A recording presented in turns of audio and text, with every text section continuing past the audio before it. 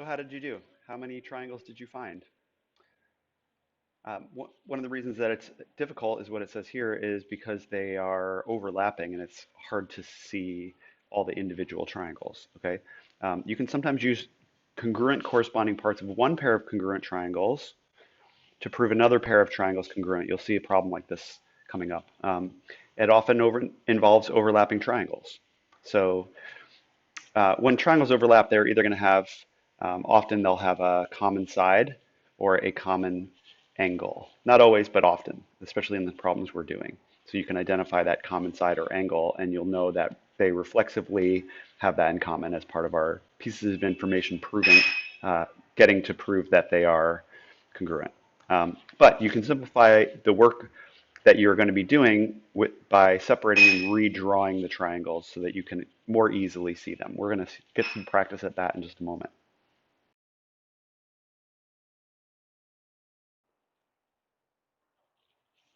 So the question here is, what common angle do triangles ACD and ECB share? If we trace them out, triangle ACD goes right here, and triangle ECB goes right here, okay? And as you can see, this says, how can you see the individual triangles? In order to redraw them, you can trace it with your finger going through the vertices. So if we have vertices for the first one, A, C, and D, we can say that's that right here, A to C to D, back to A. And same thing with ECB, go from E down to C, up to B, back to E. So what does that look like then? Well, if we separated them and redrew them, like so, you would see that they have the exact same common angle of angle C. So the common angle is angle C. Yep. Hopefully that's an easy start and you get what's going on there.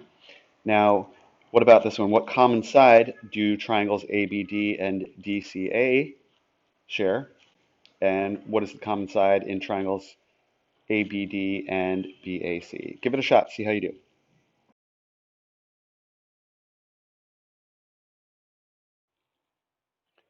All right, so you can see here for 1A that I have taken this illustration and I've cut out the triangles and removed any of the parts that aren't relevant so that we have triangles ABD and triangle DCA.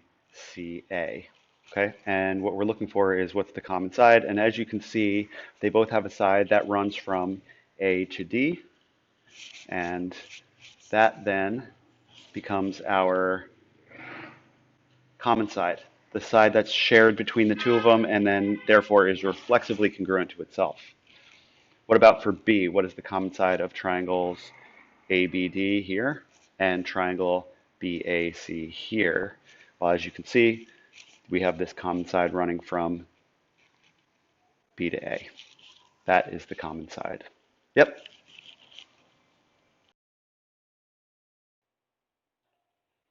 All right, so here's a good example of hard to see until you separate it, is that we have these given pieces of information that this angle is congruent to this angle. Those are the ones that are marked in red. Angle ZXW, right here, that red marked angle, single mark, is congruent to angle YWX right here, single angle mark. Also ZWX right here, it's got the two green marks, is congruent to angle YXW right here, two marks. Okay. Now what they want us to prove is that this segment ZW is congruent to this segment XYX. And how do we do it? Well, what we're going to have to do, and what we can do here is, this is what we know, that those angles are congruent, and we know that there's overlapping triangles, which means that what we need to do is separate them out so that we can examine what they have in common, okay? And so what we need to do first is show that the triangles themselves are congruent, then we can use CP, corresponding parts of the congruent triangles, to prove that those are congruent, okay? And very specifically, that it was given that these angles were congruent, and when you separate them out like this, you see that WX is a shared side, so we know that WX is congruent to WX reflexively, okay? Now what do we have? We have angle side angle congruence. Angle side angle congruence. And we can say that ZWX is congruent to YXW. And remember that you want to line up the vertices in the correct order that are corresponding. Okay. So then what can we say now that we know that? Well, we can say, okay, they want us to talk about ZW. ZW is these first two letters, and we know that that side is congruent to these first two letters, YX, which is what it says there. So we know that side ZW is congruent to side YX because CPC-TC. Yep, this is your got it problem. Okay, given that these triangles are congruent, triangle ACD and triangle BDC, you want to prove that side or segment CE is congruent to segment DE. And let's see how you do with this. Okay, so try this got it problem and write it out as a proof. As you can see here, I've got this first statement written out, what they gave us, that this triangle ACD is congruent to this triangle BDC because that's given. You're going to complete this proof. Yep, do that right now, and when we get back, we'll go over it and see how you did.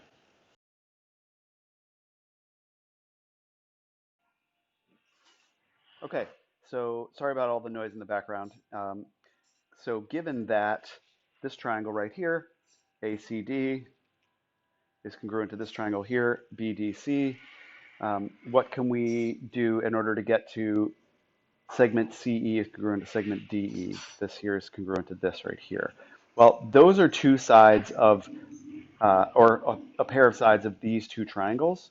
So let's work on trying to make these two triangles congruent through what we know. Okay, what does that look like? Well, the first thing we've got is that angle AEC, angle AEC right here is congruent to angle BED right here because they're vertical angles. So we know that that is congruent to that. Vertical angles are congruent. So once we know that, I'm going to mark that. This angle right here is congruent to that angle right there. Okay, what can we do next? Next, we can say that segment or side AC is congruent to segment or side BD because those were on the triangles they told us were congruent and their corresponding parts. So this side right here is congruent to this side right here because they are corresponding parts of the congruent triangles that they gave us as given information. Okay, let's keep going. We say, okay, angle A is congruent to angle B. That actually, interestingly, was one of the angles also on those triangles that were given to us, given information. Okay, because as you remember, that's this triangle right here and this triangle right here. Those are the two triangles that were given as congruent. And you can see, of course, that this side, it corresponds with that side and is congruent. And we can see that this angle right here corresponds with that angle right there. Well, what do you know then about those smaller triangles? We've got angle, angle, side congruence. So we can make the statement that triangle CAE right here is congruent to triangle DBE right here because, oops, sorry, that was saying that that last bit was corresponding angles also. Now we have that these two angles are congruent, these two triangles are congruent rather, because of angle, angle, side, angle, angle, side congruence, angle, angle, side congruence. Okay? From there, what do we know? Well, once we know that those triangles are congruent, we know that all the corresponding parts are. And so now we can make the statement that they asked about, that segment CE, or side CE, right here, sorry, right here, is congruent to side DE because that's just the corresponding sides on these triangles, okay? And because we proved that those triangles were congruent, corresponding parts of those congruent triangles will be congruent. And we have proven what we wanted to prove.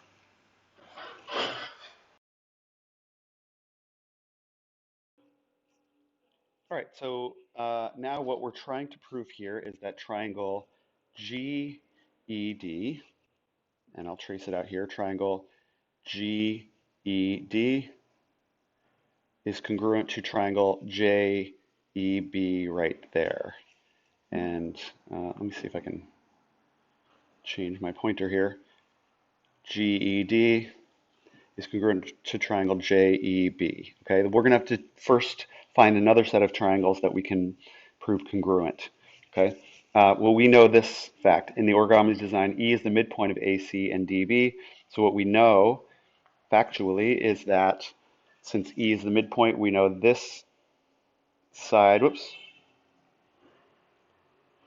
this side right here is congruent to this side because it's the midpoint, so that splits them into two equal parts. And this side is congruent to this side right here. Okay, so now we've got two sides of a triangle where you can see the triangle AED and the triangle CEB. That's two of their sides, and we have also got a vertical angle pair right here, here. So through side angle side, we know that those triangles are congruent. Okay, what else do we know then from that? Well, from that, we also know something about the angles. And very specifically, we know, because we're trying to prove that GED is congruent to triangle JEB, we know that this angle pair is congruent, and that's part of what JEB is. Okay, so if we then erased the parts that we're not talking about these triangles, because we want to now talk about these triangles, and we have two pieces of information that we need. We've got that they have a side congruent, and they also have an angle congruent here. Okay, now these angles are not going to be helpful to us because they don't talk about the angles for the triangles we're now trying to prove in the proof, and we don't have to worry about that. But what we do have is this. And what else do we know? Well, if we were to follow those two sides, if we were to say, okay, we've got triangle GED and JEB, we've got those sides right there. Let me change the color.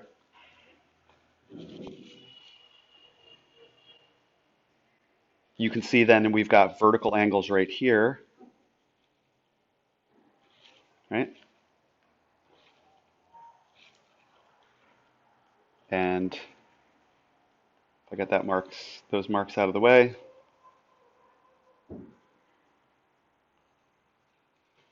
then what we get there is that angle is congruent to that angle vertically. And now we can see that through angle, side, angle, angle, side, angle, we've got triangle GED congruent to triangle JEB. Okay? E is the midpoint, so we know that those sides are congruent. This is basically just saying what we have through all of this. Vertical angles, we proved that this portion is congruent to that portion, this portion is congruent to that portion, and this angle is congruent to that angle. So those two big triangles are congruent through side angle side. Okay. Now we know that angle D is congruent to angle B because those were corresponding parts within the two triangles that we just proved congruent. And those are also angles in these triangles that we want to know about. Okay. We also know that that side is congruent to that side because it's part of those big triangles. And those are also a side on each of the small triangles that we're trying to prove. The last thing we just need to do is show that those are vertically congruent right there for angle, side, angle. Yep.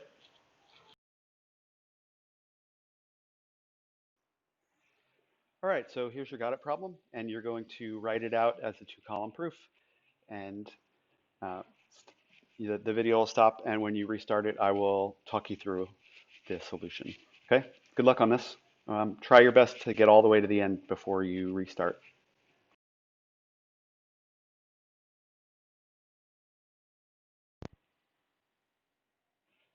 Okay, so what are we looking at here? Well, we've got the given information that they provided us with right here, that side PS is congruent to side RS, and angle PSQ is congruent to angle RSQ. That's given information. Okay, and oops. And what else do we know? Okay, well, from there, what are we trying to get to? We're trying to get to that these top triangles right here, QPT, is congruent to triangle QRT. Okay. Now, what do we have here? Well, what we actually have here is the side and one of the angles of both these two sets of triangles. This little triangle set here, right here, PST, we have a side of it and an angle, and RST. We also have a side and an angle of this big triangle set, PSQ and RSQ. Okay, so let's see how we do it. If we can establish this small triangle here as congruent to this small triangle here, we know about this side then. So check it out.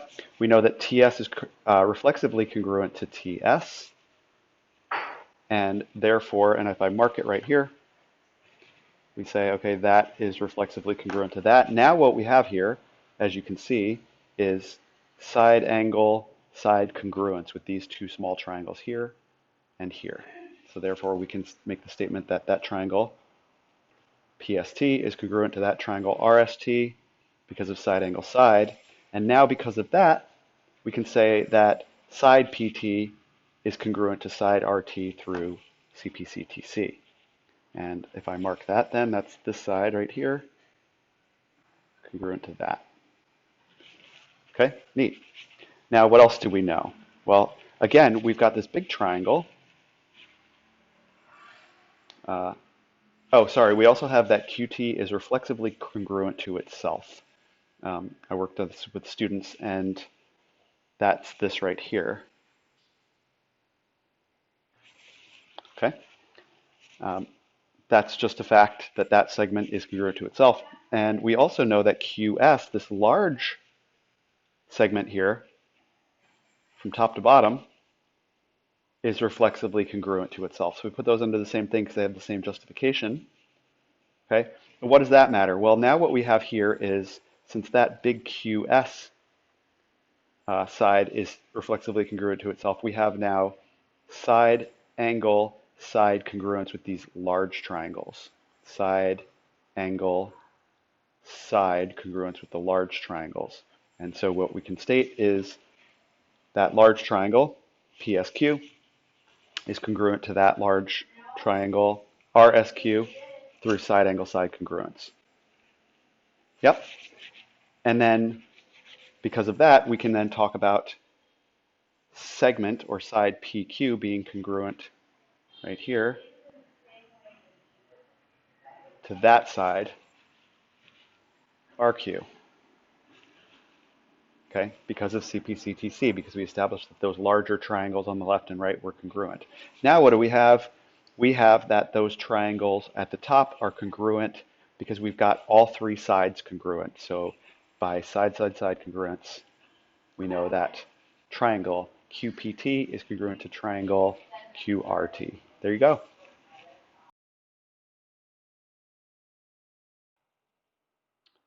All right, so as it says up top, sometimes we need to prove one pair of triangles congruent before we can prove that then another pair is congruent. And it helps to draw it out, give diagrams of the things, okay? But what we're looking at here is essentially this idea that we've got this, there's one, like you can imagine this one big, large triangle containing everything, okay? That side there, CA, is congruent to that side there, CE. And we know that segment BA is congruent to segment DE. Okay, so we're trying to prove eventually that segment BX is congruent to segment DX. And as you can see, BX and DX, they are only parts of these small triangles right here. Like that's a full side of that one triangle, and that's a full side of that one triangle. So if we can prove these triangles congruent, then we can say then their corresponding parts are congruent. Now, in order to do that, we may have to do this intermediate thing where we prove that this triangle, BAE, is congruent to this triangle, DEA. Okay, let's see what we have to do here. First things first, we know that BA is congruent, segment BA is congruent to segment DE because that's given. Let's mark it. BA is congruent to DE here. I'm also going to mark it over here since it's in that diagram there, and I'll also mark it here since it's in that diagram.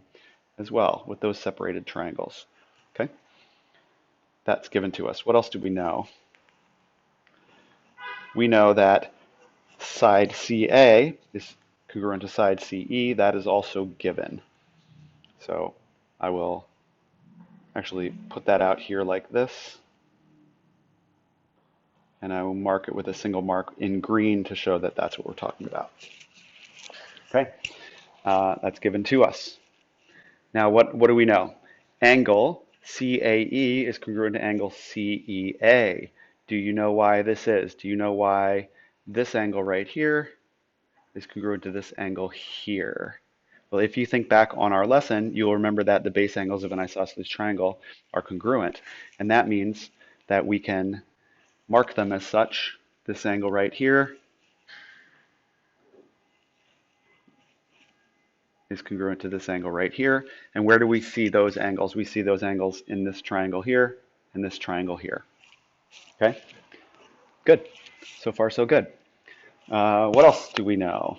Well, we can then say that side AE is reflexively congruent to side AE. And well, let's mark it. That's down here. By the way, I should mark that like that. There.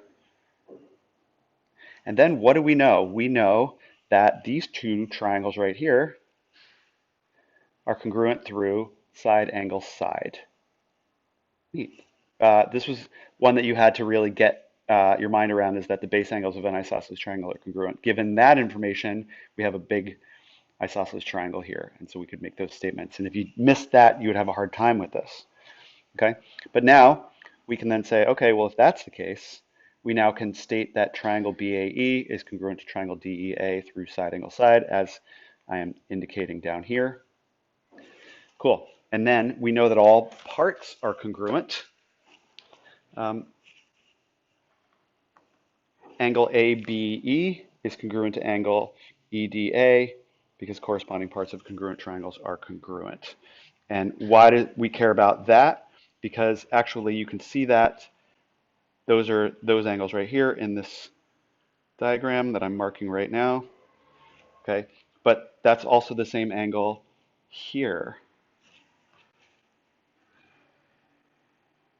on those small triangles. Yep. And what else do we need to know in order to solve this? Well, if we had, we've got a side and an angle. If we had another angle would be good. And in fact, we know that angle BXA, looking at this small diagram over here, BXA is congruent to angle DXE because they are vertical angles. So we can mark them.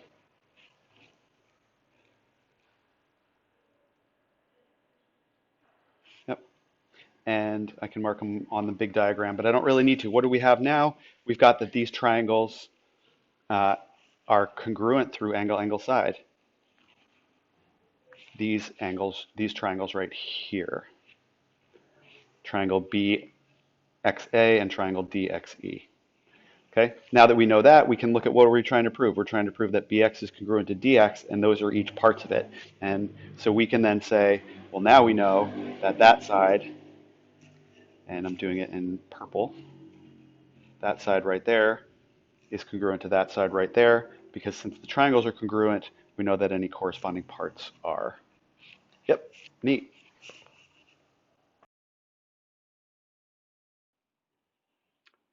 Your task now is to do this got it problem, and you're going to write it out as a two-column proof.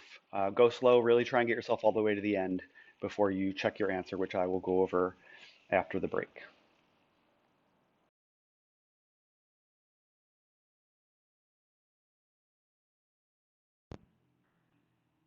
Okay, so what do we have that we know? Well, we know the given information that angle CAD is congruent to angle EAD, and angle C is congruent to angle E.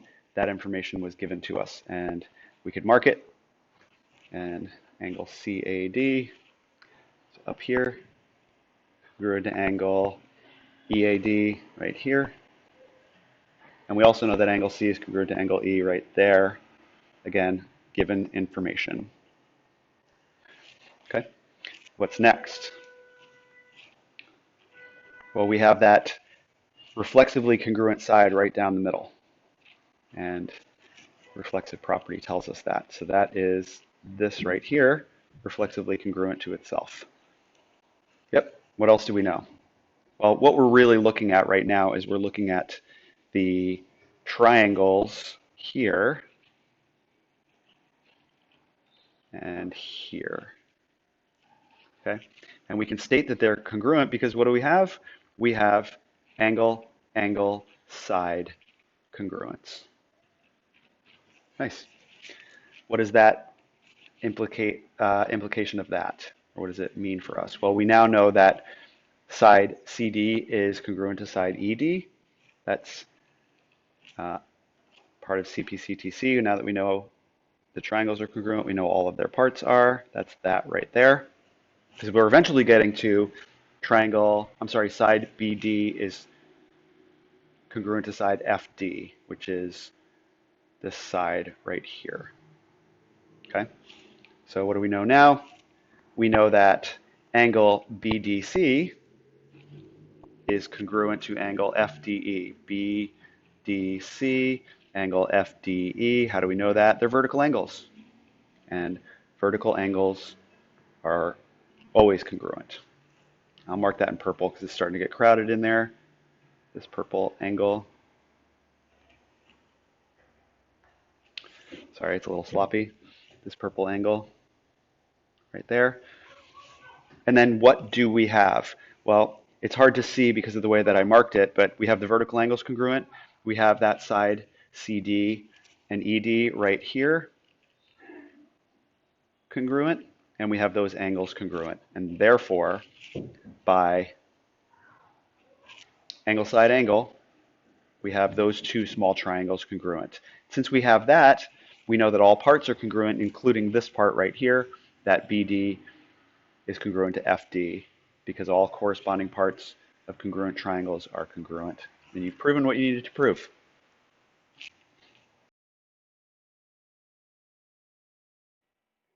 Okay, I'm still waiting to get access to the teacher edition, so I don't have the answers to these lesson check problems. But if you want to give them a go, I'm going to upload a video that has the answers embedded once I get them. Okay, so anyway, that's your lesson. Good luck.